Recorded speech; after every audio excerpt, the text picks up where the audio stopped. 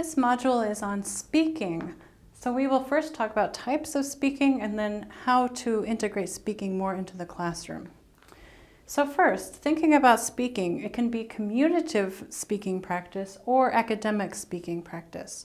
So it's always important to keep your students' needs in mind. For communicative needs, they need to practice a lot, just having everyday conversations, perhaps what they would need in a grocery store or on the telephone.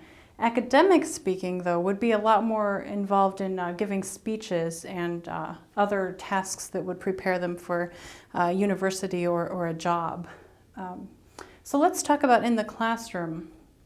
First of all, think of students' needs, because this will determine which kinds of tasks you will need to bring to class. Also, with assessment, first, think about, is it authentic assessment? Is this actually something they will be doing once they're done with your course? Is it integrated with instruction?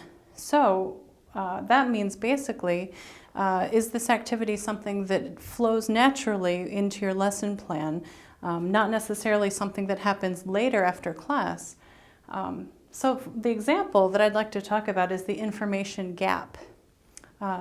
So the information gap is when one partner has a certain amount of information and the second partner has different information. So they need to communicate to each other in order to reach the intended goal. The